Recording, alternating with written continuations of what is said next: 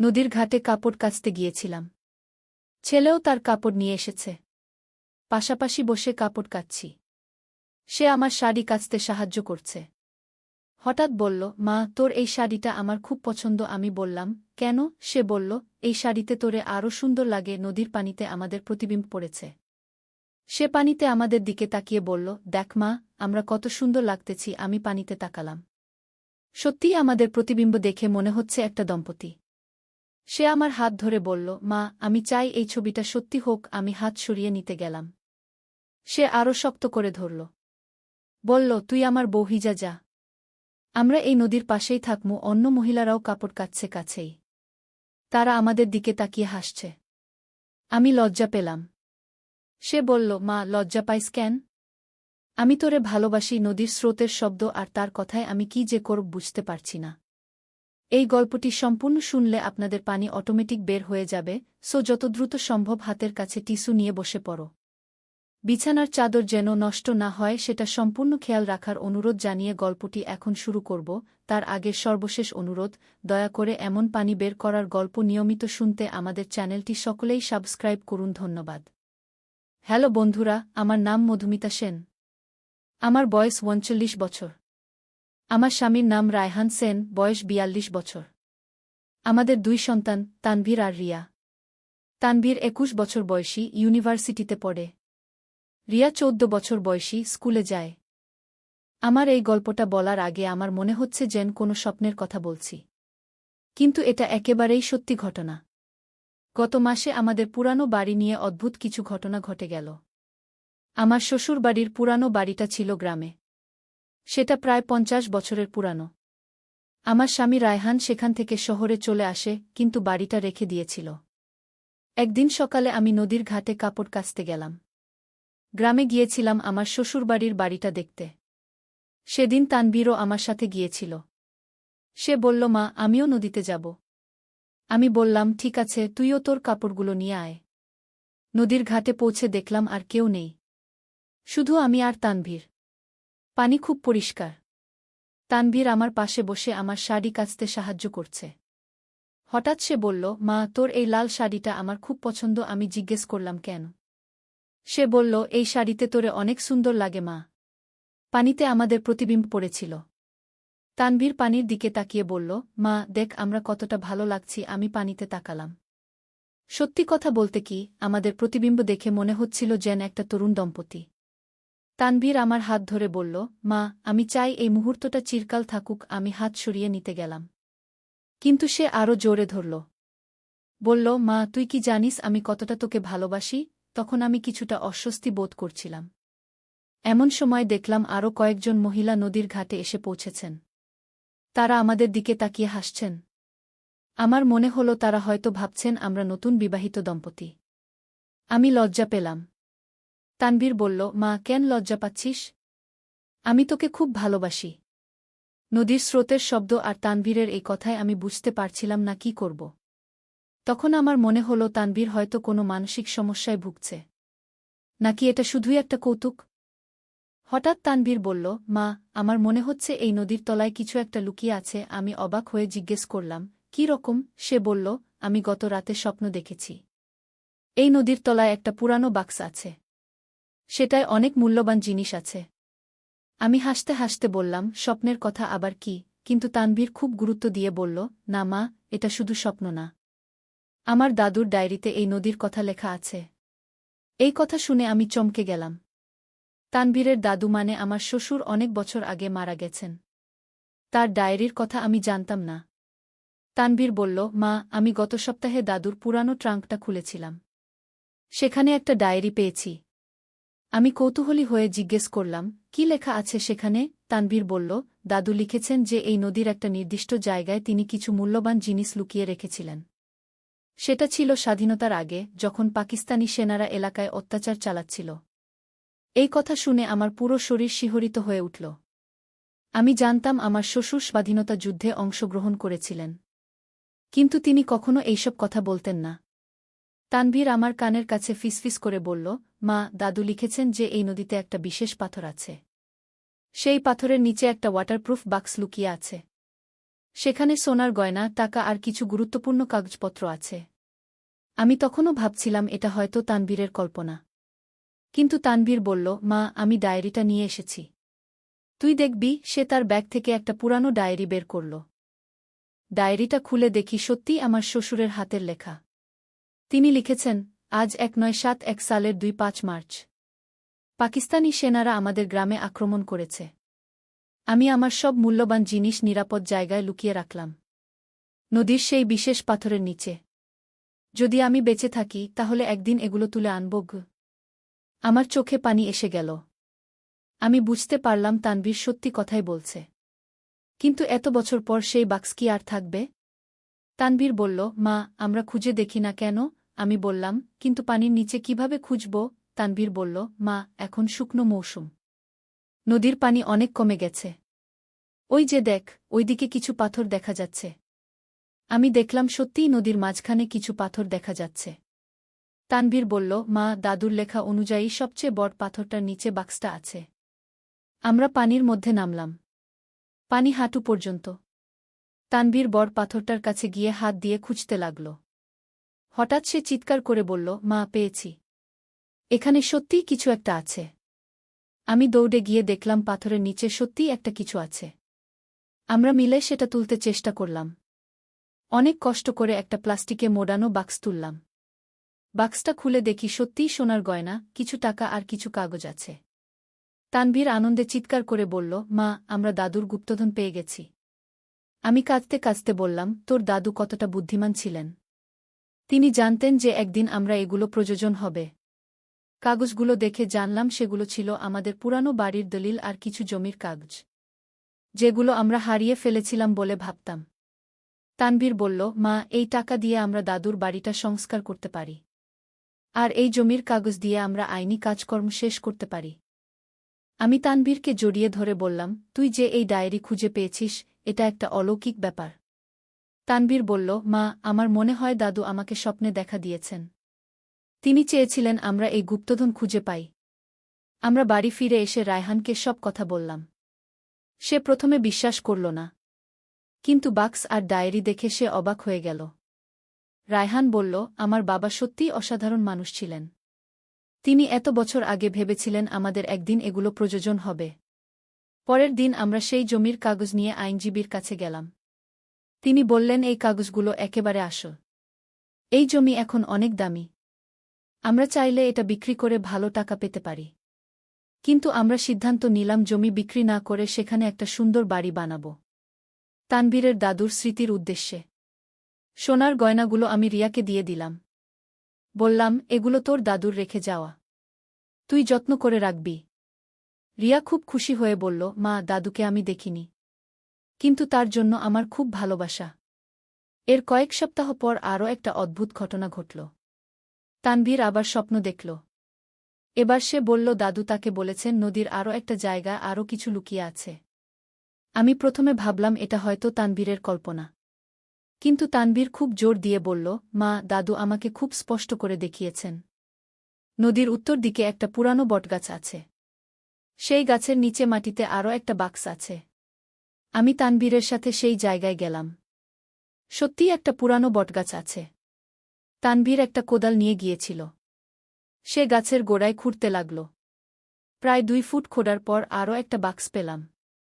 এই বাক্সে ছিল আরও বেশি সোনার গয়না আর কিছু হীরার অলংকার। আমি তখন পুরোপুরি বিশ্বাস করে ফেললাম যে আমার শ্বশুর সত্যিই তানভীরকে স্বপ্নে দেখা দিচ্ছেন। তিনি চান যে আমরা তার রেখে যাওয়া সম্পত্তি পাই। রায়হান বলল, আমার বাবা মারা যাওয়ার আগে আমাকে বলেছিলেন যে তিনি আমাদের জন্য কিছু রেখে গেছেন। কিন্তু আমি বুঝতে পারিনি সেটা কি। এখন আমাদের আর্থিক অবস্থা অনেক ভালো হয়ে গেছে।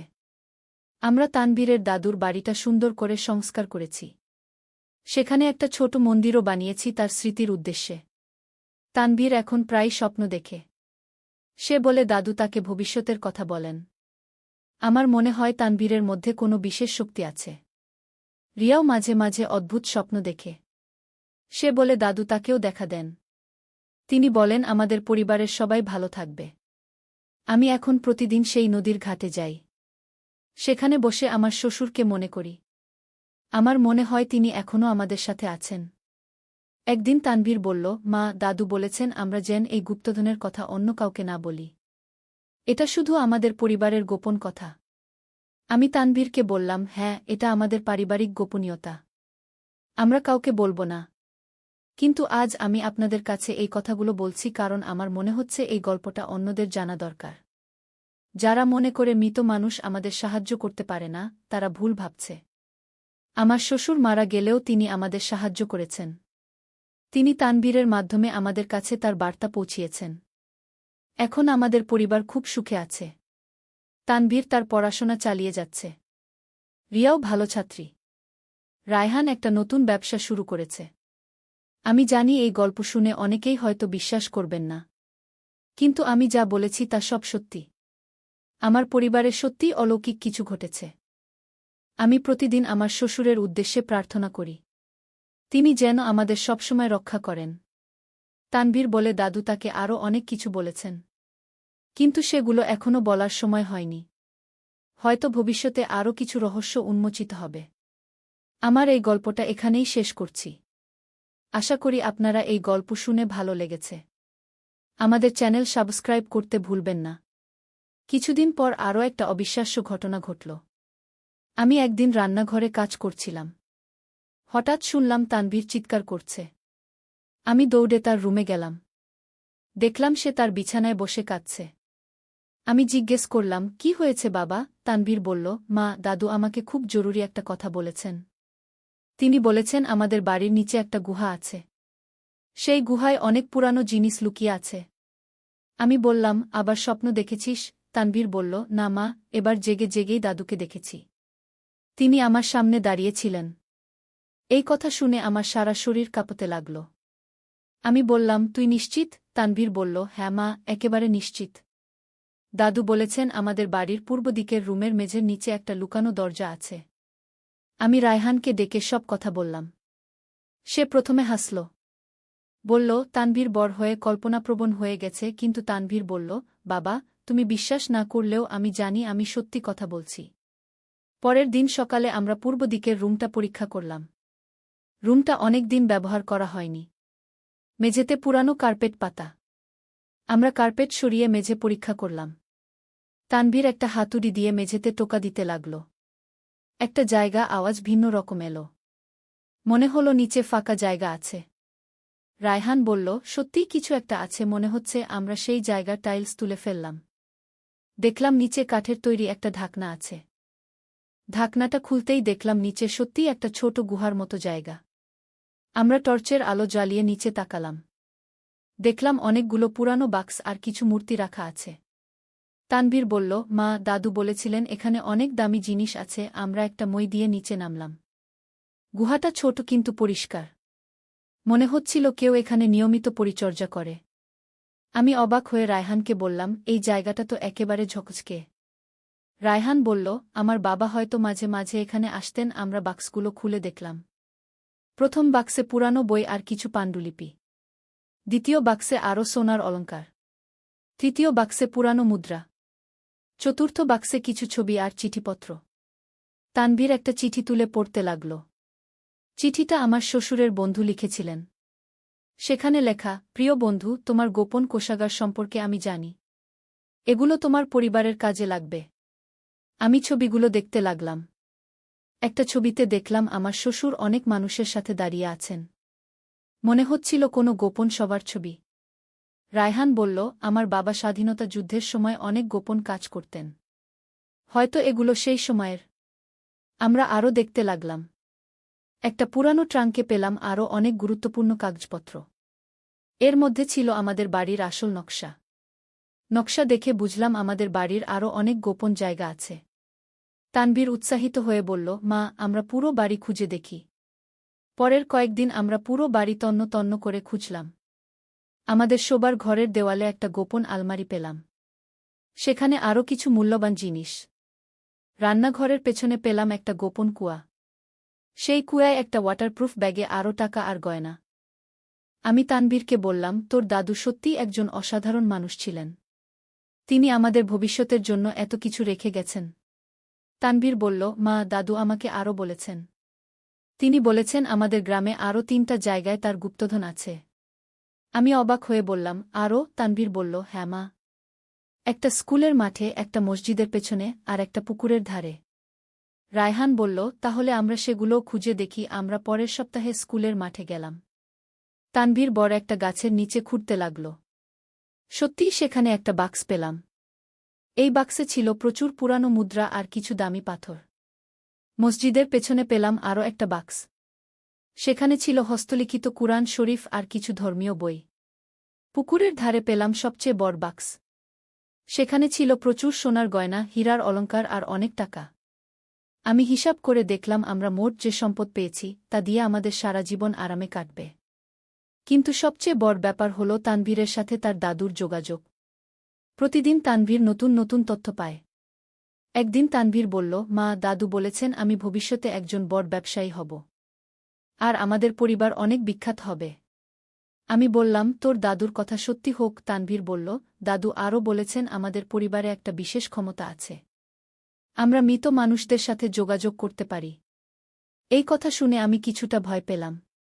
কিন্তু রায়হান বলল, এটা ভয়ের কিছু না। এটা আমাদের পরিবারের একটা উপহার। রিয়াও মাঝে মাঝে দাদুকে দেখে। সে বলে দাদু তাকে পড়াশোনার ব্যাপারে উপদেশ দেন। একদিন রিয়া বলল, মা, দাদু বলেছেন আমি ডাক্তার হব। আর আমি গরিব মানুষদের বিনা পয়সায় চিকিৎসা করব। আমি খুশি হয়ে বললাম, তোর দাদুর কথা ঠিক হবে। এখন আমাদের পরিবার গ্রামের সবচেয়ে ধনী পরিবার। কিন্তু আমরা গরিব মানুষদের সাহায্য করি আমার শ্বশুরের ইচ্ছা অনুযায়ী। তানভীর এখন একটা ব্যবসা শুরু করেছে দাদুর দেওয়া টাকা দিয়ে। ব্যবসাটা খুব ভালো চলছে। রিয়া পড়াশোনায় খুব ভালো করছে। সে বলে দাদু তাকে সব বিষয়ে সাহায্য করেন। আমি এখন নিয়মিত আমার শ্বশুরের কবরে যাই। সেখানে বসে তার সাথে কথা বলি। আমার মনে হয় তিনি আমার কথা শোনেন। গ্রামের মানুষরা আমাদের পরিবারকে খুব সম্মান করে। তারা বলে আমাদের পরিবারে আল্লাহর বরকত আছে। আমি জানি এই সব ঘটনা অনেকের কাছে অবিশ্বাস্য মনে হবে। কিন্তু আমি সত্যি কথা বলছি। আমার শ্বশুর সত্যিই আমাদের সাহায্য করছেন। প্রতিদিন আমি আল্লাহর কাছে শুকরিয়া আদায় করি। তিনি আমাদের এত বড় নিয়ামত দিয়েছেন। তানভীর বলে, দাদু তাকে ভবিষ্যতের অনেক কিছু বলে দিয়েছেন। কিন্তু সেগুলো এখনও সময় হয়নি বলার। আমি আশা করি আমাদের পরিবার সবসময় এভাবেই সুখে থাকবে আমার শ্বশুরের আশীর্বাদে। কিছুদিন আগে একটা অদ্ভুত ঘটনা ঘটেছে। তানভীর বলল, দাদু তাকে একটা বিশেষ জায়গার কথা বলেছেন। সেই জায়গায় একটা পুরানো মন্দির আছে। আমরা সেই জায়গায় গেলাম। সত্যিই একটা ভাঙা মন্দির পেলাম। মন্দিরের মধ্যে একটা পুরানো মূর্তি। তানভীর বলল, মা, দাদু বলেছেন এই মূর্তিটা খুব পবিত্র। এটা আমাদের বাড়িতে নিয়ে এলে আমাদের আরও ভালো হবে। আমরা মূর্তিটা বাড়িতে এনে আমাদের পূজার ঘরে রাখলাম। সত্যিই তারপর থেকে আমাদের আরও ভালো লাগছে। রায়হানের ব্যবসা আরও ভালো হয়েছে। তানভীরের পড়াশোনাও উন্নতি হয়েছে। রিয়া স্কুলে প্রথম হয়েছে। আমি এখন পুরোপুরি বিশ্বাস করি যে আমার শ্বশুর আমাদের পরিবারের রক্ষক। তিনি সবসময় আমাদের দেখাশোনা করেন। এই গল্পের শেষে আমি সবাইকে বলতে চাই, আমরা যেন আমাদের বড়দের সম্মান করি। তারা মারা গেলেও আমাদের ভালোবাসেন। আর যারা এই গল্প শুনেছেন তারা যেন আমাদের চ্যানেলটি সাবস্ক্রাইব করেন। আমি আরও এমন সত্যি গল্প শোনাব। একদিন আলী সাহেব সোহেলের অফিসে এলেন। সোহেল তাকে দেখে অবাক হয়ে গেল। স্যার, আপনি এখানে? হ্যাঁ সোহেল, তোমার অফিস একবার দেখতে চাইলাম। খুব সুন্দর হয়েছে গু। আলী সাহেব পুরো অফিস ঘুরে দেখলেন। কর্মচারীদের সাথে কথা বললেন। তারপর সোহেলের রুমে এসে বসলেন। সোহেল, তুমি অনেক দূর এসেছ। মনে আছে 7 বছর আগে তুমি যখন আমার অফিসে প্রথম এসেছিলে চা বানানোর কাজ করতে? হ্যাঁ স্যার, সব মনে আছে ইউ।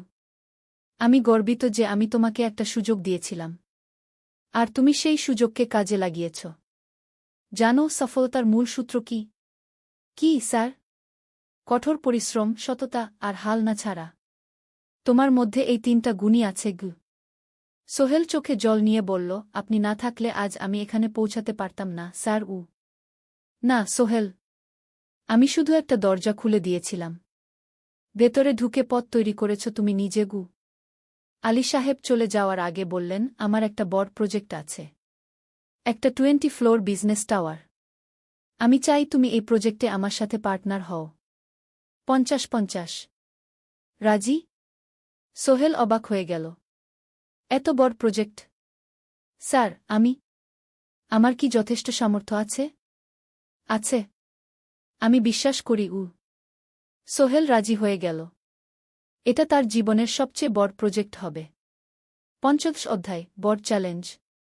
20 ফ্লোর বিজনেস টাওয়ারের কাজ শুরু হল। এটা সোহেলের জীবনের সবচেয়ে বড় চ্যালেঞ্জ। প্রজেক্টের বাজেট প্রায় 10 করোড় টাকা। সোহেলকে 5 করোড় টাকা ইনভেস্ট করতে হবে। সোহেল তার সব সঞ্চয়ে, ব্যাংক লোন আর কিছু ইনভেস্টর থেকে টাকা জোগাড় করল। এটা একটা বিশাল ঝুঁকি। যদি প্রজেক্ট ব্যর্থ হয়, সব শেষ। মিনা চিন্তিত ছিল। সোহেল, এত বড় ঝুঁকি নেওয়া ঠিক হবে? মিনা, জীবনে বড় কিছু করতে হলে ঝুঁকি নিতে হয়। আমি এই সুযোগ হাতছাড়া করতে চাই না। কিন্তু যদি কিছু ভুল হয়? ভুল হবে না। আমি আলী সাহেবের সাথে আছি। উনি আমাকে গাইড করবেন। প্রজেক্ট শুরু হল। প্রথম 6 মাস সব ভালোই চলছিল। কাজ সময়মতো হচ্ছে, বাজেট ঠিক আছে। কিন্তু 7 মাসের মাথায় একটা বড় সমস্যা দেখা দিল। একজন প্রধান ইনভেস্টর হঠাৎ তার টাকা ফেরত চাইলেন। তিনি অন্য একটা জরুরি কাজে টাকা লাগবে বলে জানালেন। 1 করোড় টাকা ফেরত দিতে হবে। সোহেল বিপদে পড়ে গেল। 1 করোড় টাকা এখন কোথায় পাবে? প্রজেক্টে সব টাকা ঢেলে দিয়েছে। সে আলী সাহেবের সাথে কথা বলল। আলী সাহেব বললেন, চিন্তা করো না, আমি ব্যবস্থা করছি। কিন্তু আলী সাহেবও বড় একটা প্রজেক্টে আটকে আছেন। তার হাতে লিকুইড ক্যাশ নেই। সোহেল অন্য ব্যাংক থেকে লোন নেওয়ার চেষ্টা করল। কিন্তু ব্যাংক বলল, ইতিমধ্যে তার অনেক লোন আছে, নতুন লোন দিতে পারবে না। সোহেল রাতে ঘুমাতে পারছিল না। খাওয়া দাওয়া বন্ধ করে দিয়েছিল। মিনা তাকে দেখে খুব চিন্তিত হয়ে গেল। সোহেল, প্লিজ নিজেকে এভাবে শেষ করে ফেলো না। কোনো একটা রাস্তা বের হবেই। কিন্তু সোহেল কোনো রাস্তা দেখতে পাচ্ছিল না। ইনভেস্টর 15 দিন সময় দিয়েছে। 15 দিনের মধ্যে টাকা ফেরত না দিলে তিনি আইনি ব্যবস্থা নেবেন। 10 দিন কেটে গেল। সোহেল কোনো সমাধান খুঁজে পেল না। সে প্রায় হাল ছেড়ে দিয়েছিল। 11 দিনের দিন একটা অপ্রত্যাশিত ঘটনা ঘটল। জাহিদ ভাই, সোহেলের পুরনো সহকর্মী, তার অফিসে এলেন। জাহিদ ভাই এখন একটা রিয়েল এস্টেট কোম্পানিতে সিনিয়র ম্যানেজার। সোহেল, আমি তোমার সমস্যার কথা শুনেছি। হ্যাঁ ভাই, আমি বিপদে পড়েছি। আমি তোমাকে সাহায্য করতে চাই। আমার কিছু সঞ্চয় আছে, 5 লাখ টাকা। তুমি নাও। সোহেল চোখে জল নিয়ে বলল, ভাই, আমি কিছু বলার দরকার নেই। তুমি আমাকে অনেক কিছু শিখিয়েছ। তোমার কাছ থেকে পরিশ্রম আর সততা শিখেছি। এখন আমার পালা তোমাকে সাহায্য করার। জাহিদ ভাই চলে যাওয়ার পর আরও 2 জন এলো। একজন সোহেলের পুরনো ক্লায়েন্ট, আরেকজন তার কর্মচারী। 2 জন মিলে আরও 8 লাখ টাকা দিল। করিম মামা 20 লাখ টাকা ব্যবস্থা করলেন। তার কিছু বন্ধুদের কাছ থেকে ধার করে। মিনা তার সব গয়না বিক্রি করে 10 লাখ টাকা দিল। সবাই মিলে প্রায় 45 লাখ টাকা জোগাড় হল। বাকি 65 লাখ টাকা সোহেল তার অফিসের সব অ্যাসেট বিক্রি করে আর একটা প্রাইভেট ফিন্যান্স কোম্পানি থেকে উচ্চ সুদে লোন নিয়ে ব্যবস্থা করল। ঠিক 14 দিনের দিন সোহেল ইনভেস্টরকে 1 করোড় টাকা ফেরত দিল। ইনভেস্টর টাকা নিয়ে চলে গেলেন। সোহেল তার অফিসে ফিরে এসে চেয়ারে বসে কাঁদল। এত চাপ, এত টেনশন, সব যেন একসাথে বের হয়ে এল। মিনা এসে তাকে জড়িয়ে ধরল। আমরা পেরেছি সোহেল, আমরা পেরেছি। 16 অধ্যায়, পুনরুদ্ধার। এই ঘটনার পর সোহেল আরও সাবধান হয়ে গেল। সে বুঝল, ব্যবসায় শুধু সাহস নয়, বুদ্ধিও লাগে। ঝুঁকি নিতে হয়, কিন্তু হিসাব করে। প্রজেক্ট চলতে থাকল। এবার সোহেল আরও সতর্কতার সাথে সব কিছু পরিচালনা করল। প্রতিটা খরচ হিসাব করল, প্রতিটা সিদ্ধান্ত ভেবেচিন্তে নিল। আরও 1 বছর পর 20 ফ্লোর বিজনেস টাওয়ার সম্পন্ন হল। চমৎকার বিল্ডিং, শহরের অন্যতম সুন্দর ভবন। বিল্ডিংয়ের উদ্বোধন অনুষ্ঠানে শহরের মেয়র এলেন।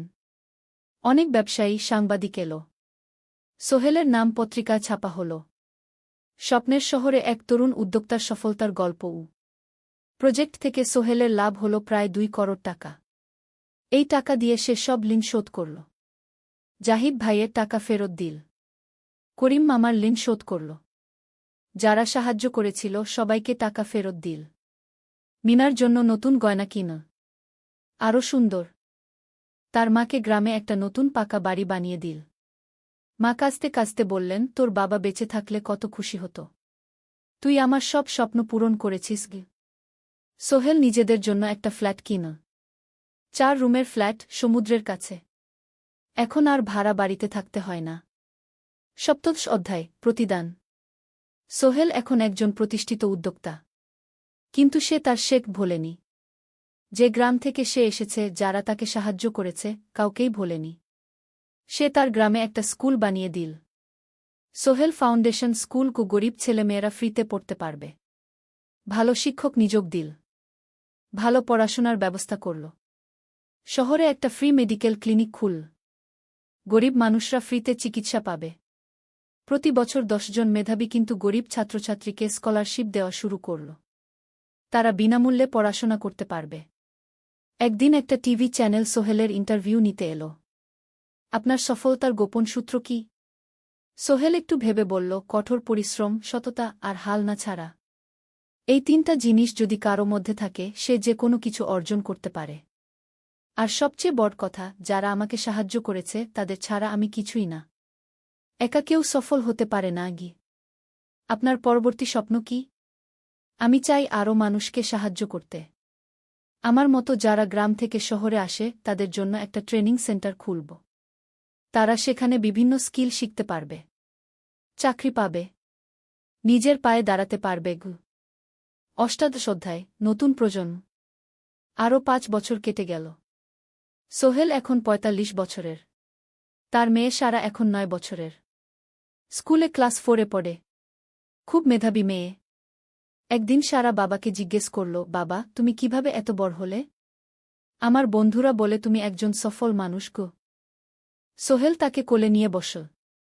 বাবা, তুমি জানো তোমার দাদু ছিলেন একজন স্কুল শিক্ষক। খুব সৎ মানুষ। কিন্তু আমরা গরিব ছিলাম। আমি রিকশা চালাতাম গো।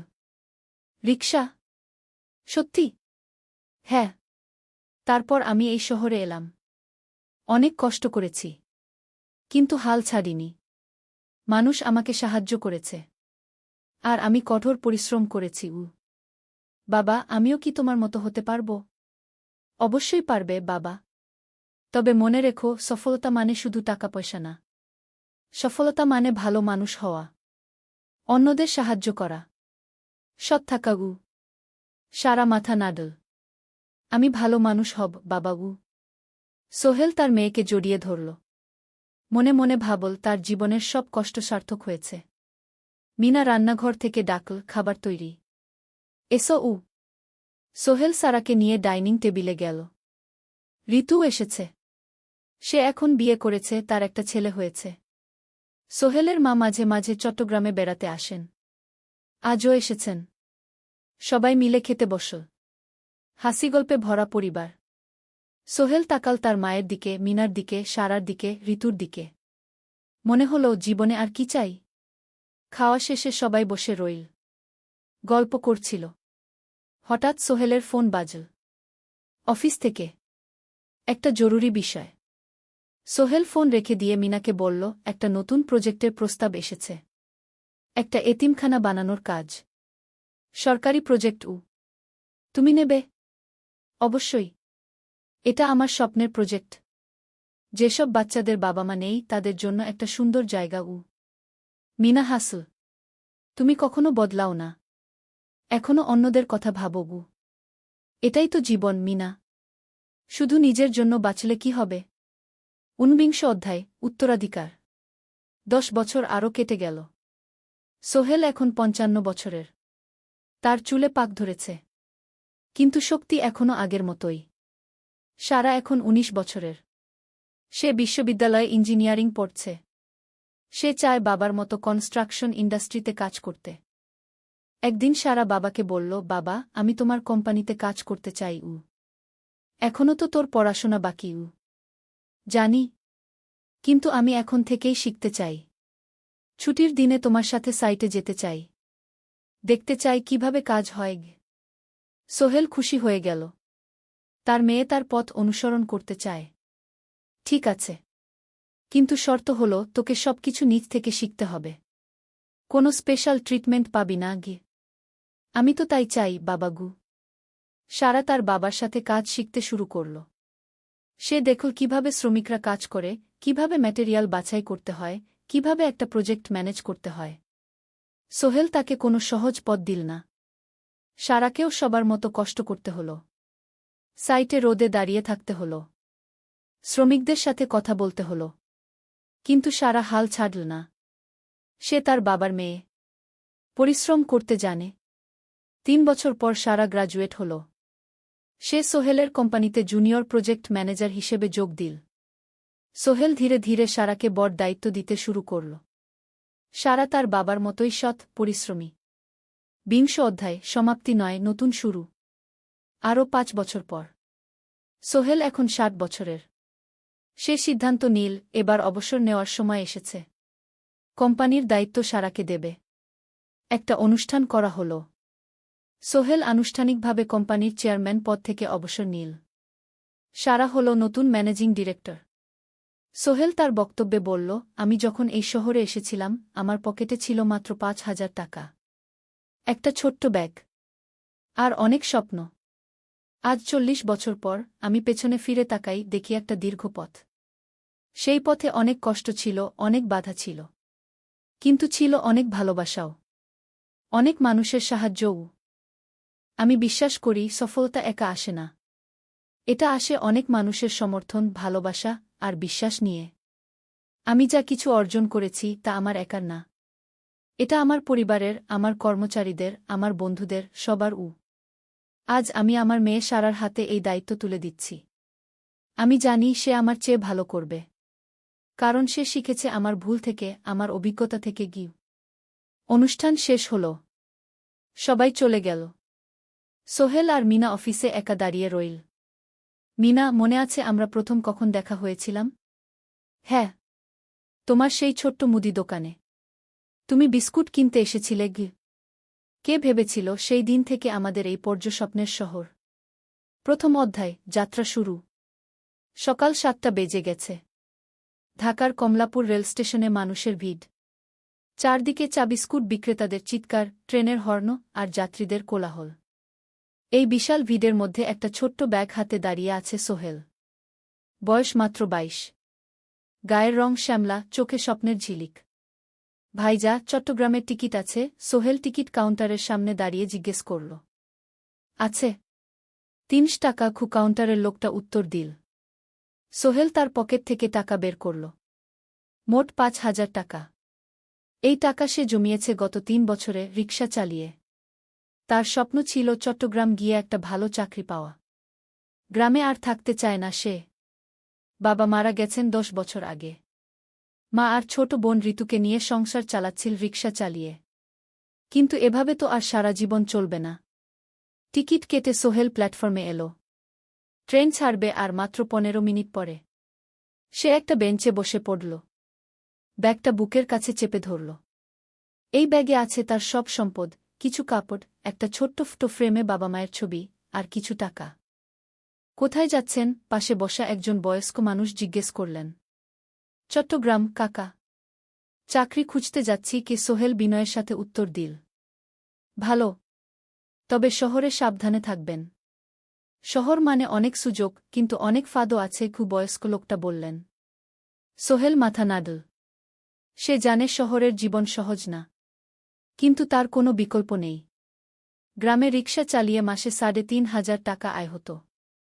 তার মধ্যে সংসার চালাতে হতো, বোনের স্কুলের খরচ দিতে হতো, মায়ের ওষুধের খরচ দিতে হতো। কিছুই বাঁচত না। আর এই জীবন থেকে বেরোনোর একটাই পথ, শহরে গিয়ে ভালো কাজ খুঁজে নেওয়া। সোহেল মনে মনে ভাবল তার বাবার কথা। বাবা ছিলেন একজন স্কুল শিক্ষক। খুব সৎ মানুষ ছিলেন। সবসময় বলতেন, সোহেল, তুই লেখাপড়া শিখে বড় মানুষ হবি। আমাদের পরিবারে আর কেউ বড় চাকরি করেনি। তুই করবি। কিন্তু বাবা যখন মারা গেলেন তখন সোহেল মাত্র এসএসসি পরীক্ষা দিয়েছে। ফলাফল ভালো হয়েছিল, জিপিএ অর্ধচতু। কিন্তু বাবার মৃত্যুর পর আর পড়া হল না। পরিবারের দায়িত্ব নিতে হল। ট্রেন ছাড়ল। সোহেল জানালার পাশে বসে বাইরে তাকাল। ধানক্ষেত, নদী, ছোট ছোট গ্রাম, সব পেছনে ফেলে ট্রেন এগিয়ে চল। সোহেলের মনে হল সে যেন তার পুরনো জীবনটাকেও পেছনে ফেলে আসছে। ট্রেনে একজন হকার এসে চা বিক্রি করছিল। সোহেল একটা চা কিনল। 10 টাকা। চা খেতে খেতে সে ভাবছিল চট্টগ্রাম পৌঁছে কি হবে। করিম মামা তাকে সাহায্য করবেন তো? চাকরি পাওয়া যাবে তো? করিম মামা আসলে সোহেলের খুব দূর সম্পর্কের মামা। সোহেলের দাদির বোনের ছেলে। অনেক বছর আগে গ্রাম ছেড়ে চট্টগ্রামে চলে গিয়েছিলেন। সেখানে একটা কনস্ট্রাকশন কোম্পানিতে কাজ করেন।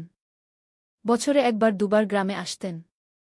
গত বছর যখন এসেছিলেন তখন সোহেলের মাকে বলেছিলেন সোহেলকে চট্টগ্রাম পাঠান। আমি একটা কাজের ব্যবস্থা করে দেব।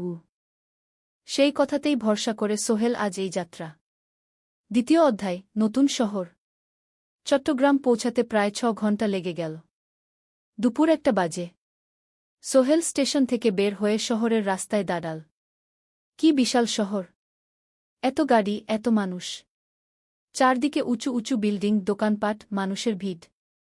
সোহেল কিছুক্ষণ দাঁড়িয়ে থাকল সব কিছু দেখতে দেখতে। তার মনে হচ্ছিল সে যেন অন্য কোনো পৃথিবীতে এসে পড়েছে। তার পকেটে একটা ছোট্ট কাগজ আছে। সেখানে লেখা একটা ঠিকানা, করিম মিয়া, বাড়ি নং 23, রোড নং 5, আগ্রাবাদ, চট্টগ্রামকে। সোহেল একটা রিকশা ডাকল। কত নেবেন আগ্রাবাদ যেতে? 50 টাকা গু। সোহেল রিকশায় উঠল। রাস্তার দুধারে দোকান, মার্কেট, অফিস, সব কিছু দেখতে দেখতে সে অবাক হয়ে গেল। এত বড় শহর, এত কিছু! গ্রামের সেই ছোট্ট বাজারের সাথে কোনো তুলনাই হয় না। প্রায় আধা ঘণ্টা পর রিকশা একটা পুরনো বাড়ির সামনে থামল। 3 তলা বাড়ি, কিন্তু রং উঠে গেছে। সিঁড়ি দিয়ে উঠে 3য় তলায় করিম মামার ফ্ল্যাটে নক করল। দরজা খুলল এক মধ্যবয়সী মহিলা। কে? আসসালামু আলাইকুম আপা। আমি সোহেল। নোয়াখালীর গ্রাম থেকে এসেছি। করিম মামা বাড়িতে আছেন? মহিলা তাকে মাথা থেকে পা পর্যন্ত দেখল। করিম তো অফিসে গেছে। তুমি কে? কোথা থেকে এসেছ? সোহেল সব খুলে বলল। মহিলা তাকে ভেতরে ঢুকতে দিল। বসো। করিম সন্ধ্যায় ফিরবে গু। ফ্ল্যাটটা ছোট। 2টো রুম, একটা ছোট্ট রান্নাঘর আর একটা বাথরুম। কিন্তু সোহেলের কাছে খুব সুন্দর লাগল। গ্রামের সেই টিনের ঘরের চেয়ে তো অনেক ভালো। মহিলা তার নাম জানাল সালমা। করিম মামার স্ত্রী। তাদের 2টো ছেলে, একজন ক্লাস 8-এ পড়ে, আরেকজন ক্লাস 5-এ। খেয়েছ? সালমা আপা জিজ্ঞেস করল। না আপা গু। অপেক্ষা করো। ভাত আছে, মাছ আছে। খাও। সোহেল প্রথমে রাজি হতে চাইল না। কিন্তু খুব খিদে পেয়েছিল। সকাল থেকে শুধু একটা চা আর বিস্কুট খেয়েছে। খাওয়া দাওয়ার পর সোহেল বসে রইল। সালমা আপা তাকে গল্প করতে লাগল। তোমার মা কেমন আছেন? তোমার বোন? ভালো আছে আপা। মার একটু গেটে বাত আছে। ওষুধ খাচ্ছেন। বোন স্কুলে পড়ে কু। তুমি কি করতে চাও এখানে? চাকরি খুঁজছি আপা। যে কোনো কাজ করব। বাসায় মা আর বোনকে টাকা পাঠাতে হবে। সালমা আপা মাথা নাড়ল। করিম তোমার জন্য কিছু একটা করবে। সে ভালো মানুষ গ। সারাদিন অপেক্ষা করু সোহেল। সন্ধ্যা 6টায় করিম মামা ফিরলেন। 50-এর কাছাকাছি বয়স, কালো রঙের প্যান্ট শার্ট পরা, হাতে একটা ব্যাগ। আরে সোহেল, কবে এলি? করিম মামা খুশি হয়ে বললেন। আজ সকালে মামা গু। করিম মামা তাকে জড়িয়ে ধরলেন। অনেকদিন পর দেখলাম। কেমন আছিস? ভালো আছি মামা গি। ভালো করেছিস এসে। এখানে অনেক সুযোগ আছে। তোর জন্য একটা কাজের ব্যবস্থা করে দেব। তবে প্রথমে কয়েকদিন এখানে থাক। শহরটা একটু চিনে নে। তারপর কাজে যোগ দিবি। সোহেলের মনে আসার আলো জ্বল। সে ভাবল হয়তো তার ভাগ্য এবার পাল্টাবে। 3য় অধ্যায়, প্রথম চাকরি। 1 সপ্তাহ পরে করিম মামা সোহেলকে তার কোম্পানিতে নিয়ে গেলেন।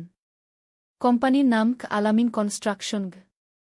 অফিসটা শহরের কেন্দ্রে, 5 তলা একটা বিল্ডিংয়ের দোতলায়। মালিক আলী সাহেব। 50-এর কাছাকাছি বয়স, মোটা চেহারা, চোখে সোনার ফ্রেমের চশমা। বড়লোক মানুষ, কিন্তু খুব কড়া। এই ছেলেটাকে কি কাজে লাগাবেন? আলী সাহেব করিম মামাকে জিজ্ঞেস করলেন। স্যার, ও আমার আত্মীয়। গ্রাম থেকে এসেছে। খুব পরিশ্রমী। যে কোনো কাজে লাগাতে পারেন উ। আলী সাহেব সোহেলের দিকে তাকালেন। তুমি কি পড়েছ? Sir, SSC pass. জিপিএ অর্ধচতু উ। হুম। ভালো। কম্পিউটার চালাতে পারো? না স্যার, পারি না। কিন্তু শিখতে চাই উ। আলী সাহেব একটু ভাবলেন। ঠিক আছে। তোমাকে অফিসের কাজে রাখব। ফাইল গুছানো, চা বানানো, কাগজপত্র নিয়ে যাওয়া না, এসব। মাসে 5,000 টাকা। রাজি আছো? জি স্যার। সোহেল খুশি হয়ে গেল। 5,000 টাকা। রিকশা চালিয়ে 3,500 পেত। এখানে 5,000।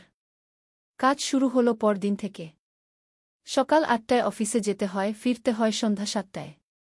প্রথম দিন সোহেল ঘুম থেকে উঠল ভোর 5টায়। তৈরি হয়ে 7:30টায় অফিসের উদ্দেশ্যে বের হল। করিম মামার বাড়ি থেকে অফিস প্রায় 5 কিলোমিটার। বাসে যেতে হয়। অফিসে পৌঁছে সোহেল দেখল সেই প্রথম আলী সাহেব এখনও আসেননি। অফিস খোলা ছিল না।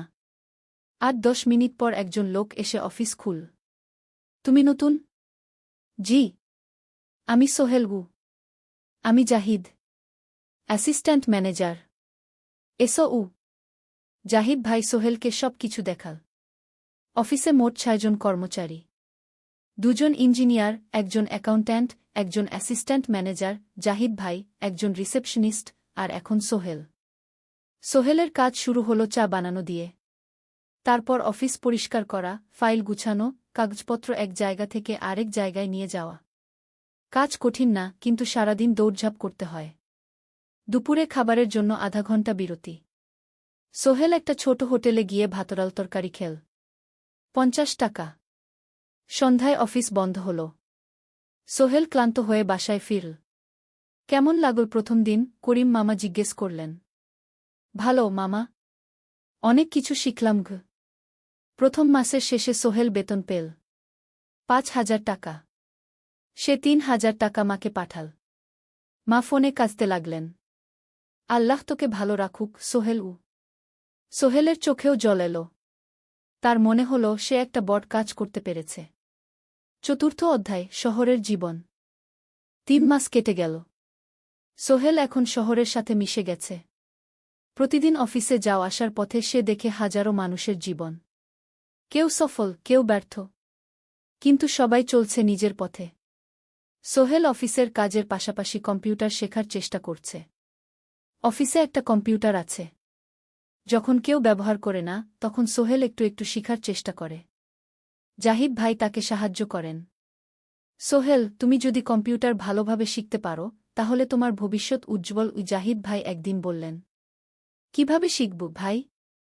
ট্রেনিং সেন্টারে যাও। সন্ধ্যায় ক্লাস আছে। মাসে 2,000 টাকা লাগবে গে। সোহেল ভাবল। 2,000 টাকা অনেক। কিন্তু এটা বিনিয়োগ। ভবিষ্যতের জন্য। সে একটা ট্রেনিং সেন্টারে ভর্তি হল। সপ্তাহে 3 দিন, সন্ধ্যা 7:30 থেকে রাত 9টা পর্যন্ত ক্লাস। কম্পিউটারের basic, MS Word, Excel, PowerPoint, internet ব্যবহার। একদিন অফিস থেকে ফেরার সময় সোহেল একটা দোকানে চা খেতে গেল। দোকানের পাশেই একটা ছোট্ট মুদি দোকান। সেখানে একটা মেয়ে বসে আছে। বয়স হবে 20-এর কাছাকাছি। সাদাসিধে চেহারা, সাদা শাড়ি পরা, কিন্তু চোখে এক ধরনের দৃঢ়তা। ভাইজা, 1 প্যাকেট বিস্কুট দেন কি? সোহেল বলল। মেয়েটা বিস্কুট দিল। 20 টাকা।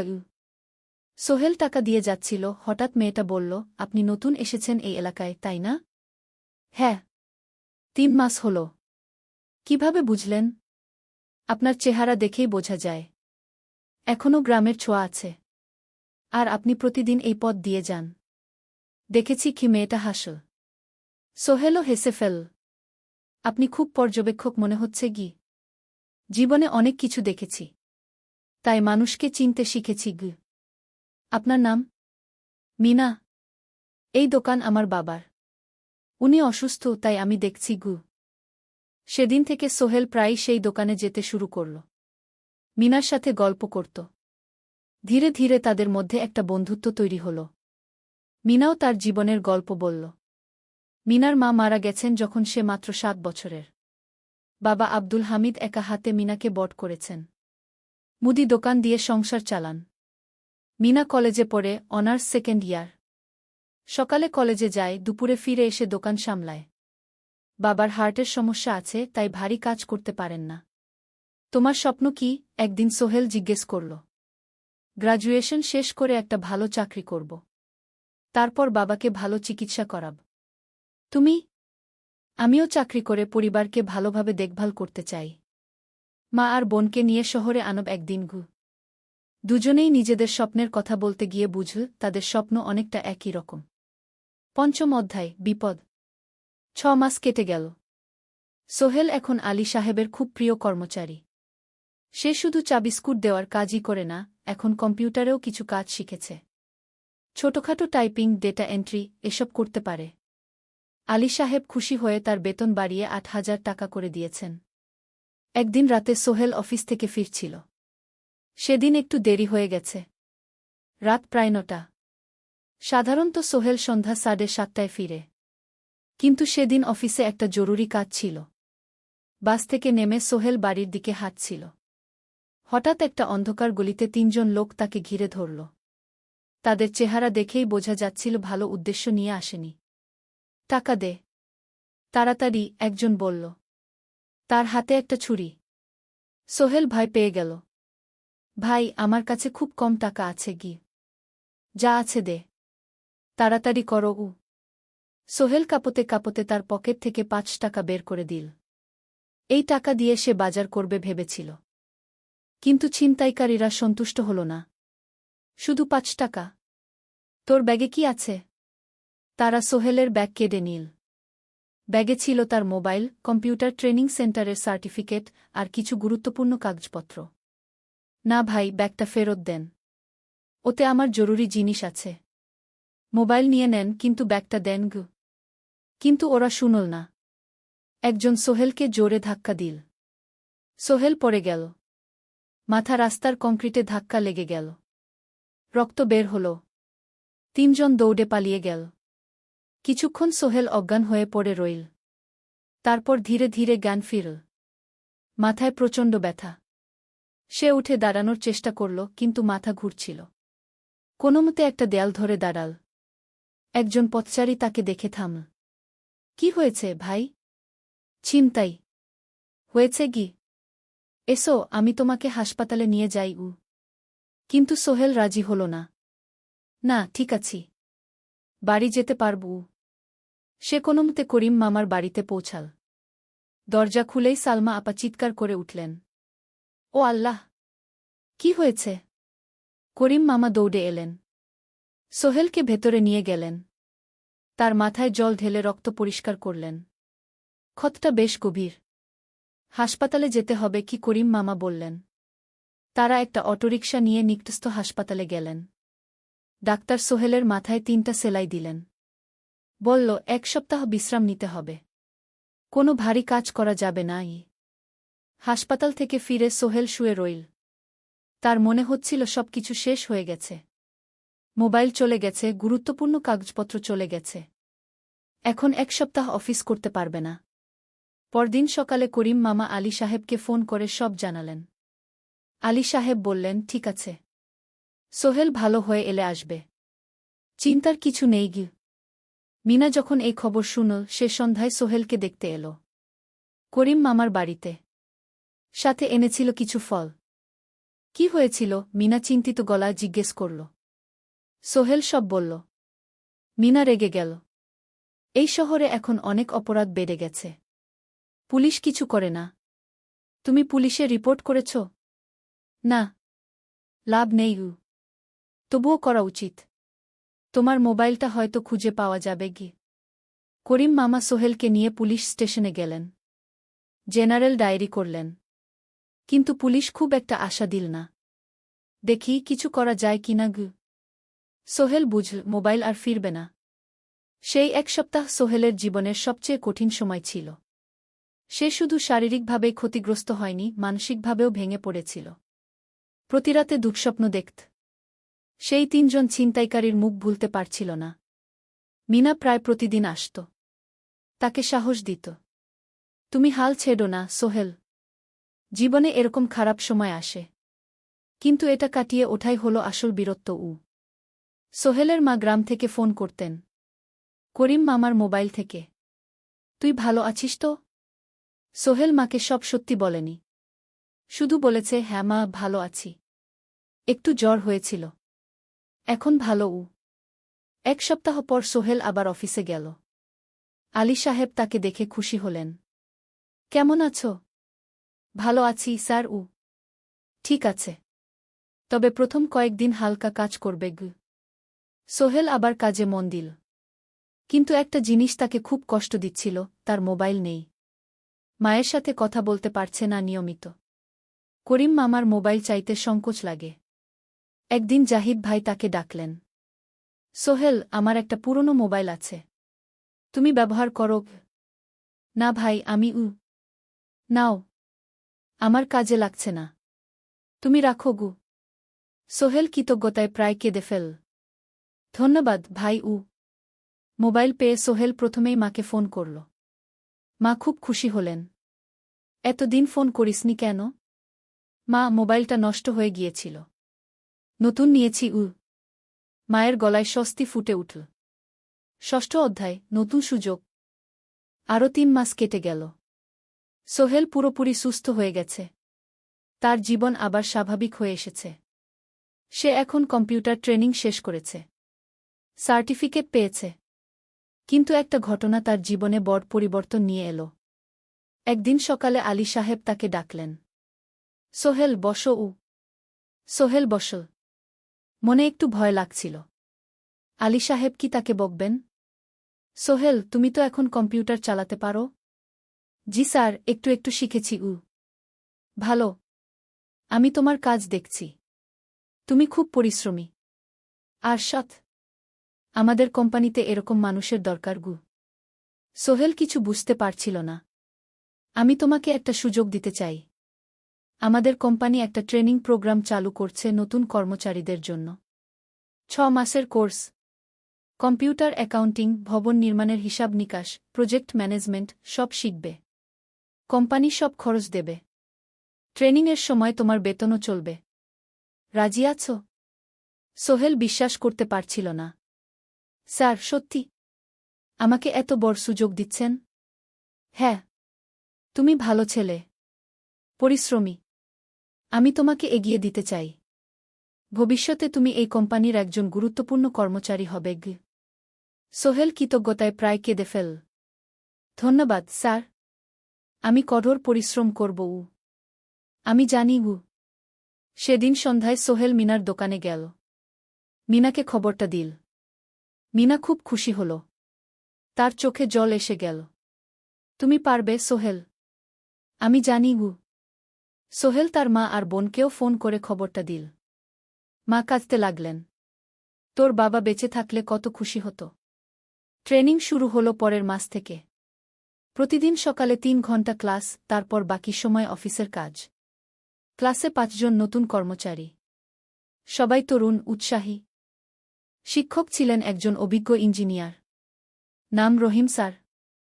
তিনি খুব ভালোভাবে সব কিছু বুঝাতেন।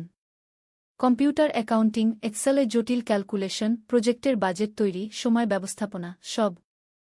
সোহেল পুরো মনোযোগ দিয়ে শিখতে লাগল। সন্ধ্যায় বাড়ি ফিরে প্র্যাকটিস করত। করিম মামার ছেলের কাছ থেকে একটা ল্যাপটপ ধার নিত কখনো কখনো। 6 মাস পরে ট্রেনিং শেষ হল। সবাই সার্টিফিকেট পেল। আলী সাহেব একটা অনুষ্ঠান করলেন। সোহেল সেরা পারফর্মার হিসেবে একটা বিশেষ পুরস্কার পেল, 5,000 টাকা বোনাস। আলী সাহেব ঘোষণা করলেন, সোহেল, আজ থেকে তুমি আমাদের জুনিয়র অ্যাকাউন্ট অ্যাসিস্ট্যান্ট। তোমার বেতন 15,000 টাকা। সোহেল অবাক হয়ে গেল। 8,000 থেকে 15,000। প্রায় দ্বিগুণ। সেদিন রাতে সোহেল ঘুমাতেই পারল না। খুশিতে, উত্তেজনায় তার চোখে ঘুম নেই। সে ভাবল তার জীবন কিভাবে বদলে যাচ্ছে। 2 বছর আগে যে রিকশা চালাত, আজ সে একটা নামকরা কোম্পানির অ্যাকাউন্ট অ্যাসিস্ট্যান্ট। 7ম অধ্যায়, প্রেম ও প্রস্তাব। 1.5 বছর হয়ে গেল সোহেলের চট্টগ্রাম আসার। সে এখন একজন সফল যুবক। তার মা গ্রামে খুব খুশি। প্রতি মাসে সোহেল 10,000 টাকা পাঠায়। ছোট বোন ঋতু এখন কলেজে ভর্তি হয়েছে সোহেলের পাঠানো টাকায়। মায়ের চিকিৎসাও ভালোভাবে হচ্ছে। মিনার সাথে সোহেলের সম্পর্ক এখন আর শুধু বন্ধুত্ব নয়। দুজন দুজনকে ভালোবাসে। কিন্তু কেউ কাউকে সরাসরি বলার সাহস পায়নি। প্রতিদিন দেখা হয়, গল্প হয়, কিন্তু সেই একটা কথা বলা হয়ে ওঠে না। একদিন শুক্রবার ছুটির দিন। সোহেল মিনাকে বলল, আজ কি একটু ঘুরতে যাবে? কোথায়? পতেঙ্গা বিচ। তুমি কি কখনো গেছ? না। কিন্তু আমার দোকান গ। শুক্রবার। তোমার বাবা সামলাবে গ। মিনা রাজি হয়ে গেল। দুপুরে দুজনে বাস নিয়ে পতেঙ্গা গেল। সমুদ্র দেখে মিনা অবাক হয়ে গেল। কি সুন্দর! দুজনে বালিতে বস। ঢেউয়ের শব্দ শুনতে শুনতে গল্প করছিল। হঠাৎ সোহেল বলল, মিনা, তোমার সাথে কিছু বলার ছিল। বলো। সোহেল একটা লম্বা শ্বাস নিল। তুমি জানো আমি তোমাকে ভালোবাসি। মিনা হাসল। তার চোখ ভিজে গেল। জানি। আমিও তোমাকে ভালোবাসি সোহেল। সোহেল অবাক হয়ে গেল। সত্যি? হ্যাঁ। অনেকদিন ধরেই জানি। তুমি আমার জীবনে এসে সব কিছু বদলে দিয়েছ। তোমার সাথে থাকলে আমার মনে হয় আমি যে কোনো কিছু করতে পারব। দুজনে কিছুক্ষণ চুপ করে বসে রইল। সমুদ্রের ঢেউ এসে পায়ে লাগছিল। সূর্য পশ্চিমে ঢলে পড়ছে। আকাশ লালকুমলা হয়ে গেছে। কিন্তু আমার বাবার সাথে কথা বলতে হবে কি? মিনা বলল। আমি তৈরি। যখন বলবে তখন বলব। পরের সপ্তাহে সোহেল মিনার বাবার সাথে কথা বলল। আব্দুল হামিদ সাহেব প্রথমে একটু দ্বিধা করলেন। তুমি কোনো পরিবারের ছেলে? তোমার বাবা কি করতেন? সোহেল সব সত্যি বলল। তার বাবা ছিলেন স্কুল শিক্ষক। মারা গেছেন 10 বছর আগে। মা গ্রামে থাকেন। ছোট বোন কলেজে পড়ে। তুমি নিজে কি করো? আমি আলামিন কনস্ট্রাকশন কোম্পানিতে জুনিয়র অ্যাকাউন্ট অ্যাসিস্ট্যান্ট। মাসে 15,000 টাকা বেতন। আব্দুল হামিদ সাহেব ভাবলেন। তারপর বললেন, দেখো মিনা আমার একমাত্র সন্তান। তার মা নেই। আমি একা তাকে বড় করেছি। আমি চাই মিনা একজন ভালো ছেলের সাথে বিয়ে হোক। তুমি দেখতে ভালো ছেলে মনে হচ্ছে। কিন্তু আমাকে তোমার মায়ের সাথে দেখা করতে হবে। তোমার পরিবারকে জানতে হবে। জি আঙ্কেল। আমি ব্যবস্থা করছি। সোহেল খুশিতে আটখানা। সে সেদিন রাতেই তার মাকে ফোন করল। মাকে সব বলল। মা প্রথমে অবাক হলেন। তারপর খুশি হলেন। মিনা মেয়েটা কেমন? খুব ভালো মা। তুমি দেখলে পছন্দ করবে। ঠিক আছে। আমি আর ঋতু আসছি চট্টগ্রাম। 2 সপ্তাহ পর সোহেলের মা আর বোন চট্টগ্রাম এলো। সোহেল তাদের নিয়ে মিনার বাড়িতে গেল। 2 পরিবার একসাথে বসল। মিনার বাবা সোহেলের মাকে দেখে খুশি হলেন। সোহেলের মা সহজ সরল ভদ্রমহিলা। আপনার ছেলে খুব ভালো। মিনা তাকে পছন্দ করে। আমিও রাজি। আব্দুল হামিদ সাহেব বললেন। আমার সোহেল সৎ ছেলে। মিনাকে খুব ভালোবাসে। আমি জানি ও মিনাকে সুখে রাখবে। কি? সোহেলের মা বললেন। বিয়ের তারিখ ঠিক হল 3 মাস পর। এই 3 মাসে সোহেল যথেষ্ট টাকা জমাবে। বিয়ে হবে সাদামাটা কিন্তু সুন্দর। 8ম অধ্যায়, নতুন পথ। 3 মাস কেটে গেল দ্রুত। সোহেল প্রতিদিন কঠোর পরিশ্রম করছিল। অফিসে তার কাজের প্রশংসা হচ্ছে। আলী সাহেব তাকে এখন ছোটখাটো প্রজেক্টের হিসাব দেখতে দিচ্ছেন। সোহেল তার সঞ্চিত টাকা দিয়ে বিয়ের আয়োজন করল। বিয়ে হল মিনার বাড়ির কাছের একটা কমিউনিটি সেন্টারে। খুব বেশি লোক আসেনি। 2 পরিবারের আত্মীয় স্বজন আর অফিসের কয়েকজন সহকর্মী। কিন্তু অনুষ্ঠান ছিল খুব সুন্দর। সোহেল যখন মিনাকে বিয়ের পোশাকে দেখল, তার মনে হল পৃথিবীর সবচেয়ে সুন্দর মেয়ে সে। লাল শাড়ি পরা, মুখে হালকা মেকআপ, কিন্তু তার স্বাভাবিক সৌন্দর্য ছিল আসল। বিয়ের পর সোহেল একটা ছোট্ট ফ্ল্যাট ভাড়া নিল। 2 রুমের ফ্ল্যাট, মাসে ভাড়া 5,000 টাকা। মিনা এখনও তার পড়াশোনা চালিয়ে যাচ্ছে। আরও 1 বছর বাকি গ্র্যাজুয়েশন শেষ হতে। সোহেলের মা আর বোন গ্রামে ফিরে গেল। মা বলে গেলেন, সোহেল, মিনাকে ভালো রাখিস। মেয়েরা অনেক ত্যাগ করে সংসার করতে জানি মাগু। নতুন জীবন শুরু হল। সোহেল সকালে অফিসে যায়, সন্ধ্যায় ফেরে। মিনা সকালে কলেজে যায়, দুপুরে ফিরে রান্না করে, ঘর গোছায়। সন্ধ্যায় দুজনে একসাথে বসে পড়াশোনা করে, গল্প করে, টিভি দেখে। জীবন সুন্দর ছিল। কিন্তু চ্যালেঞ্জও ছিল। মাসিক খরচ, ভাড়া ৫,০০০, বাজার ৩,০০০, বিদ্যুৎ গ্যাস ১,০০০, মায়ের জন্য ৫,০০০, মিনার কলেজের খরচ ১,০০০ মোট প্রায় ১৪,০০০ টাকা। বাঁচত মাত্র ১,০০০ খানেক। কিন্তু সোহেল হাল ছাড়ল না। সে সন্ধ্যায় একটা কম্পিউটার ট্রেনিং সেন্টারে পার্ট টাইম পড়ানো শুরু করল। সপ্তাহে ৩ দিন ২ ঘণ্টা করে। এতে মাসে আরও ৩,০০০ টাকা আসতে লাগল। মিনাও বসে থাকল না। সে বাড়িতে বসে কয়েকজন স্কুলের ছাত্রছাত্রীকে টিউশন পড়াতে শুরু করল। মাসে ২,০০০ টাকা আয়। এভাবে কেটে গেল ৬ মাস। দুজন মিলে পরিবার চালাচ্ছে, স্বপ্ন দেখছে। একদিন সোহেল বলল, মিনা, আমি একটা নতুন স্বপ্ন দেখছি গু। কি? আমি নিজে একটা ছোট্ট কনস্ট্রাকশন কোম্পানি খুলতে চাই। ছোট ছোট প্রজেক্ট নেব। বাড়ি মেরামত, ছোট বিল্ডিং বানানো, এসব। তোমার কি যথেষ্ট অভিজ্ঞতা আছে? আছে। আমি ২ বছর ধরে এই কাজের সাথে জড়িত। অনেক কিছু শিখেছি। আর আলী সাহেবও আমাকে সাহায্য করবেন গু। কিন্তু টাকা কোথায়? কোম্পানি খুলতে তো অনেক টাকা লাগবে গি। আমি জমাচ্ছি। আরও ১ বছর কাজ করব।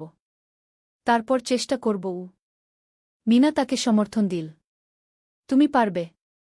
তোমার মধ্যে সেই শক্তি আছে গি। নবম অধ্যায়, চ্যালেঞ্জের সময়।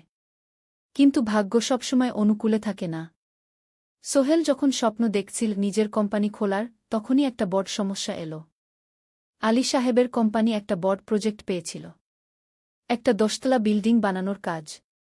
কিন্তু প্রজেক্টের প্রধান ইনভেস্টর হঠাৎ পালিয়ে গেল। তিনি কোম্পানির কাছ থেকে প্রায় ৫০ লাখ টাকা নিয়ে গেছেন, কিন্তু কাজ শেষ হয়নি। কোম্পানি বড় ক্ষতির মুখে পড়ল। আলী সাহেব অনেক কর্মচারীকে ছাঁটাই করতে বাধ্য হলেন। প্রায় ১০ জনকে চাকরি থেকে বাদ দিলেন। বাকিদের বেতন কমাতে হল। সোহেলকে আলী সাহেব ডেকে বললেন, সোহেল, আমি তোমাকে রাখতে চাই। তুমি বিশ্বস্ত কর্মচারী। কিন্তু তোমার বেতন কমাতে হবে। ১৫,০০০ থেকে ১০,০০০। সোহেল মনে মনে চিন্তায় পড়ে গেল। ১০,০০০ টাকায় সংসার চলবে কিভাবে? মায়ের খরচ, ভাড়া, বাজার সব মিলিয়ে তো ১৪,০০০ টাকা লাগে। কিন্তু সে কিছু বলল না। ঠিক আছে স্যার। বাড়ি ফিরে সোহেল মিনাকে সব বলল। মিনা চিন্তিত হয়ে গেল। এখন কি হবে? চিন্তা করো না। আমি পার্ট টাইম টিউশনির সময় বাড়াব। আর তুমিও বেশি করে টিউশন নাও। কিন্তু আমার তো পড়াশোনাও আছে গি। জানি। কিন্তু এখন এটাই করতে হবে গু। সোহেল সন্ধ্যায় আরও ২টো জায়গায় পার্ট টাইম কাজ খুঁজল। একটা দোকানের সন্ধ্যায় হিসাব দেখার কাজ পেল। মাসে ২,০০০ টাকা। আরেকটা জায়গায় সপ্তাহান্তে কম্পিউটার রিপেয়ারের কাজ পেল। মাসে ১,৫০০ টাকা। মিনাও ৩ জন নতুন স্টুডেন্ট নিল টিউশনে। তার আয় বাড়ল ২,০০০ থেকে ৩,৫০০। কঠিন সময় ছিল। সোহেল সকাল ৮টায় অফিসে যেত, সন্ধ্যা ৬টায় ফিরত।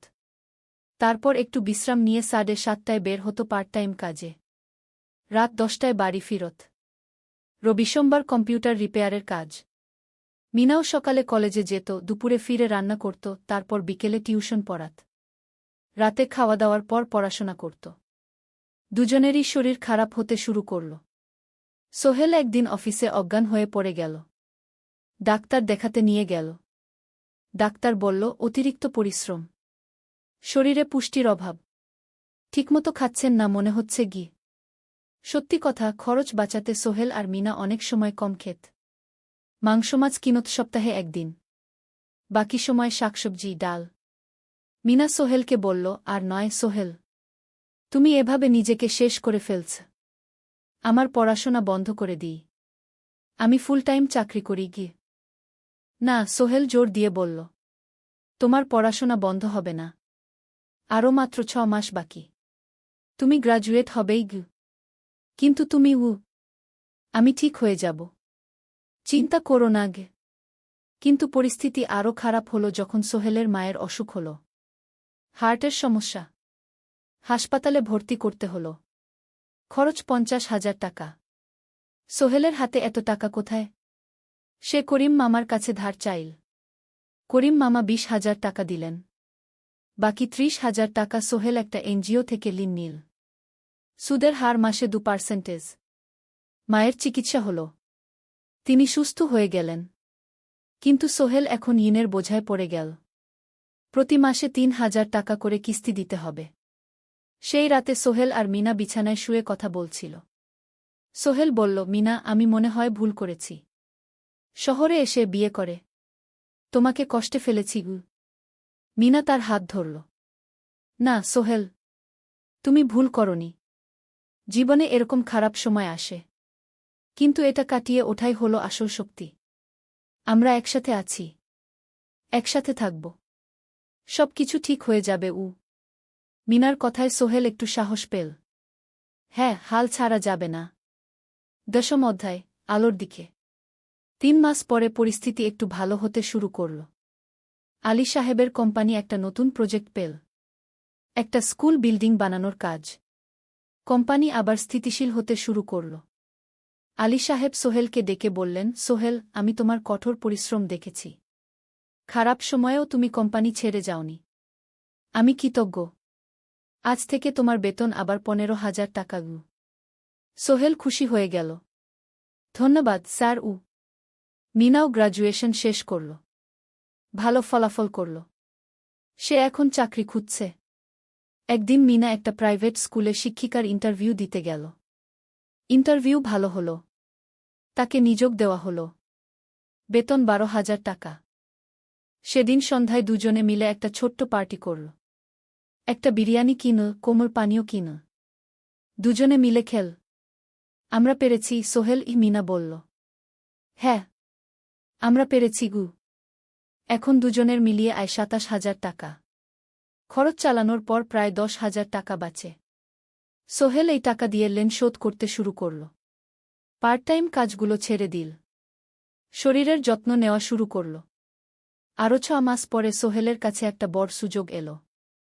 আলী সাহেব একদিন তাকে ডাকলেন। সোহেল, তুমি কি নিজের ব্যবসা করতে চাও?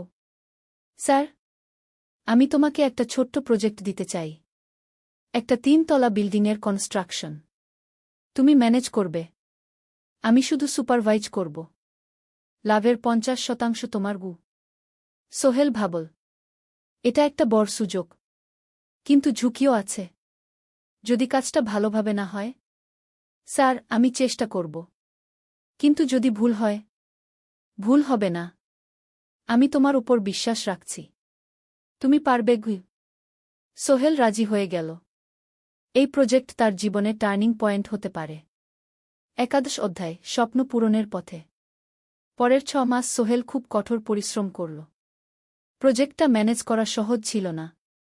শ্রমিক নিযোগ, ম্যাটেরিয়াল কেনা, কাজের তদারকি, সময়মতো কাজ শেষ করা, সব দায়িত্ব তার। প্রথম 2 মাস খুব চাপের মধ্যে গেল। একদিন একজন শ্রমিক কাজ করতে গিয়ে আহত হল। সোহেল তাকে হাসপাতালে নিয়ে গেল, তার চিকিৎসার খরচ দিল। এতে প্রজেক্টের বাজেট একটু বাড়ল, কিন্তু সোহেল জানত এটা করা দরকার। আরেকদিন ভুল ম্যাটেরিয়াল ডেলিভারি হল। সোহেল সেগুলো ফেরত পাঠাল, সঠিক জিনিস আনাল। এতে 3 দিন দেরি হল, কিন্তু কাজের মান ঠিক রইল। মিনা তাকে সবসময় সাপোর্ট করছিল। সে এখন চাকরিতে স্থিতিশীল। স্কুলের বাচ্চারা তাকে পছন্দ করে। প্রিন্সিপাল তার কাজে খুশি। প্রজেক্ট শেষ হল 6 মাসে। সময়মতো, বাজেটের মধ্যে। বিল্ডিংয়ের মালিক খুব খুশি হলেন। তিনি আলী সাহেবকে ধন্যবাদ দিলেন। আলী সাহেব বললেন, ধন্যবাদ আমাকে না, এই ছেলেকে দিন। সোহেল পুরো প্রজেক্ট ম্যানেজ করেছে গু। প্রজেক্ট থেকে মোট লাভ হল 3 লাখ টাকা। সোহেল পেল 1.5 লাখ টাকা। তার জীবনে এত টাকা এই প্রথম। সে করিম মামার ঋণ শোধ করল। এনজিওর বাকি ঋণ শোধ করল। তারপর তার মাকে 50,000 টাকা পাঠাল। মা দিয়ে গ্রামের বাড়িটা একটু মেরামত করাল, বোন ঋতুর জন্য একটা ল্যাপটপ কিনল। বাকি টাকা দিয়ে সোহেল একটা ব্যাংক অ্যাকাউন্টে জমা রাখল ভবিষ্যতের জন্য। আলী সাহেব সোহেলকে আরও 2টো প্রজেক্ট দিলেন। এবার একটু বড়। সোহেল আত্মবিশ্বাসের সাথে সেগুলোও শেষ করল। 2 বছর পরে সোহেল সিদ্ধান্ত নিল, এবার নিজের কোম্পানি খোলার সময় এসেছে। দ্বাদশ অধ্যায় নতুন শুরু। সোহেল তার সব জমানো টাকা দিয়ে একটা ছোট্ট অফিস ভাড়া নিল। 2 রুমের অফিস। একটা রুমে কাজের জায়গা, আরেকটায় ছোট্ট মিটিং রুম। অফিসের সামনে একটা বোর্ড লাগাল, Sohel construction and development. Mina তাকে সাহায্য করছিল। সে অফিসের অ্যাকাউন্টস দেখত সন্ধ্যায় স্কুল থেকে ফিরে। দুজন মিলে একটা টিম। প্রথমে ছোট ছোট কাজ নিল। বাড়ি মেরামত, দোকান সংস্কার, ছোট বিল্ডিং কনস্ট্রাকশন। কাজের মান ভালো রাখার চেষ্টা করল। সময়মতো শেষ করল। দাম ন্যায্য রাখল। ধীরে ধীরে সোহেলের সুনাম ছড়িয়ে পড়ল। মানুষ তাকে বিশ্বাস করত। তার কাছে নতুন নতুন কাজ আসতে লাগল। প্রথম বছর খুব কষ্ট হল। কখনো লাভ হতো, কখনো লস। কিন্তু সোহেল থেমে থাকল না। সে শিখতে লাগল ব্যবসা কিভাবে চালাতে হয়। দ্বিতীয় বছরে পরিস্থিতি ভালো হল। সোহেল এখন 3 জন স্থায়ী কর্মচারী নিয়োগ দিল। একজন ইঞ্জিনিয়ার, একজন সুপারভাইজার, একজন অফিস সহায়ক। তৃতীয় বছরে একটা বড় প্রজেক্ট পেল। একটা স্কুল বিল্ডিং বানানোর কাজ। 5 তলা বিল্ডিং। সোহেল পুরো মনোযোগ দিয়ে কাজটা করল। শ্রমিকদের ভালো বেতন দিল, ভালো ম্যাটেরিয়াল ব্যবহার করল, সময়মতো কাজ শেষ করল। স্কুল কর্তৃপক্ষ খুব খুশি হল। তারা সোহেলের কাজের প্রশংসা করল। এই প্রজেক্ট থেকে সোহেল প্রায় 5 লাখ টাকা লাভ করল। এই টাকা দিয়ে সে আরও ভালো একটা অফিস নিল। আরও কর্মচারী নিয়োগ দিল। এখন তার কোম্পানিতে 10 জন স্থায়ী কর্মচারী। প্রজেক্ট অনুযায়ী আরও শ্রমিক নিয়োগ দেওয়া হয়। ত্রয়োদশ অধ্যায় পরিবার। এদিকে সোহেল আর মিনার সংসারেও খুশির খবর এল। মিনা গর্ভবতী। 9 মাস পর তাদের একটা মেয়ে হল। নাম রাখল সারা। সারা যখন জন্মাল, সোহেলের মা আর বোন চট্টগ্রামে এল। মা 1 মাস থেকে গেলেন। মিনাকে সাহায্য করলেন। সোহেল এখন একটা বড় ফ্ল্যাট ভাড়া নিয়েছে। 3 রুমের ফ্ল্যাট। একটা রুমে সোহেল, মিনা, একটায় সারা, আরেকটায় অতিথি রুম। মায়ের জন্য সোহেল সিদ্ধান্ত নিল তাকে চট্টগ্রামে নিয়ে আসবে। গ্রামে একা থাকা ঠিক না। কিন্তু মা রাজি হলেন না। না বাবা, আমি গ্রামেই থাকব। এখানে আমার পরিচিত মানুষ আছে। তোর বোনকে নিয়ে যা। ও ঢাকায় পড়ছে, চট্টগ্রামে এনে ভালো কোথাও ভর্তি করিয়ে দেগি। সোহেল তাই করল। ঋতুকে চট্টগ্রাম বিশ্ববিদ্যালয়ে ভর্তি করিয়ে দিল। ঋতু এখন সোহেলের ফ্ল্যাটে থাকে, বিশ্ববিদ্যালয়ে পড়ে। সোহেলের মনে হল তার জীবন এখন পরিপূর্ণ। স্ত্রী, মেয়ে, বোন সবাই তার কাছে। ব্যবসা ভালো চলছে। মা গ্রামে সুখে আছেন। চতুর্দশ অধ্যায় সফলতার শিখরে। 5 বছর কেটে গেল। সোহেল এখন একজন সফল উদ্যোক্তা। তার কোম্পানি কি সোহেল কনস্ট্রাকশন অ্যান্ড ডেভেলপমেন্ট এখন চট্টগ্রামে বেশ পরিচিত। প্রায় 30 জন কর্মচারী তার অধীনে কাজ করে।